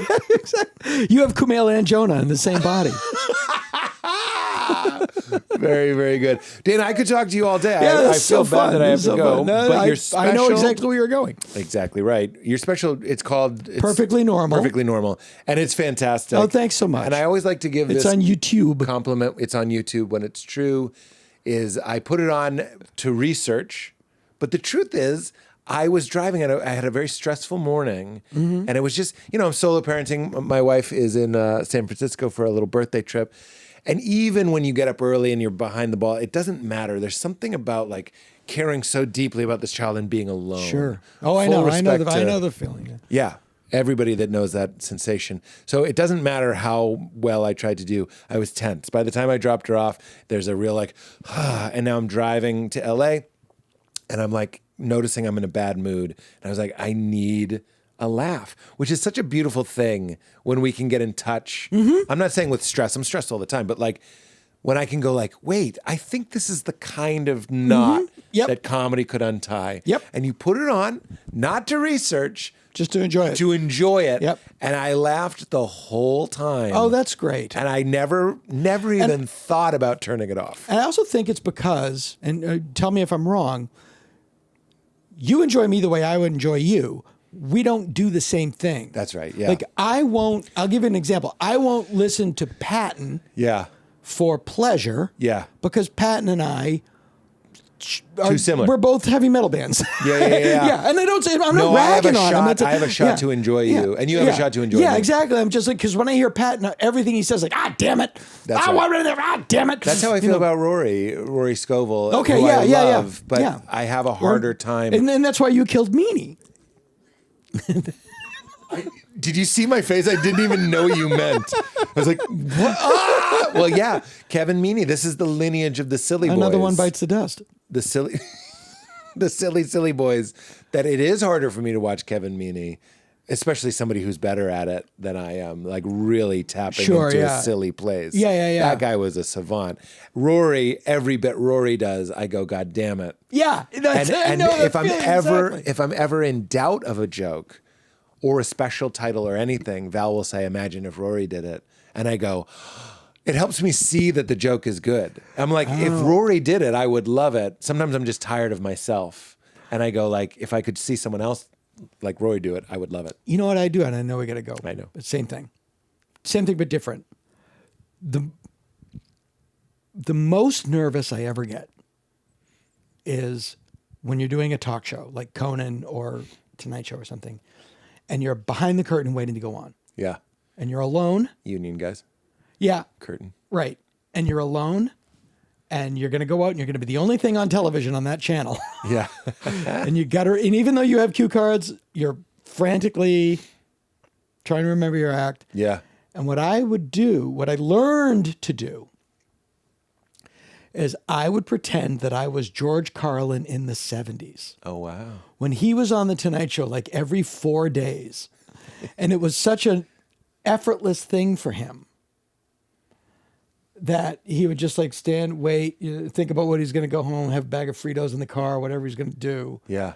And then he would go out, and it would get me out of my own body for that I 2 love that. minutes. And then it would open up, and then like, oh, I'm here now, I can work. Symbols. Yeah. This is the power of, not to force it back to what we were talking about earlier, but becoming like a simple solution to a very complicated problem. Exactly, yeah. Sometimes there's a good version of that. Yeah. I would go out, and now I'm pushing my own pickup for my daughter. She'll be fine. She's going to make it through aftercare. She's not going to call. But when I was going out into Manhattan, which was very scary, believe it or not. Oh, no, I feel the same way. Going into Manhattan, Horribly nervous in New York to this day. I never was that comfortable. It was always weird, especially at the beginning, Like though. being under the hood of a truck. Perfect. Yeah. Exactly right. and the show doesn't start till 10:30, and you're taking the train, and you'd go in, and I'd be nervous, and sometimes I'm handing out flyers to do it, all this stuff, and I'd go like, I'm Batman. I know that sounds crazy, I get it. but I'd be like, Batman would go into the city at night, Yep. and it'd make people feel better. Yep, I get it. And I get it completely. And I think this is why we need these symbols. Carlin, and even Bob Dylan. Who's that? Yeah, there he is. Batman. That's exactly Batman. That's why that's there. No one's ever pointed that out. Yeah. That's it. We need symbols, and we need good standards, and we need craftsmen. See how I did that? Yeah, Like there you yourself, go. that made such a great special. Be proud. I am. And I'm glad that you have found just enough happiness to make a Boston guy think he might be happy. That's exactly right. Just a tolerable level. Yep. Not too much. You don't want to get don't get gross with it. Don't ask yourself. Yeah, exactly. You just a little bit. Well, I'm glad you found it. I try. Thank you, Dana, for coming back. Thanks for having me on, man. Would you say keep it crispy? It's how we close. Keep it crispy. Thank you, my friend. You made it weird. You made it weird.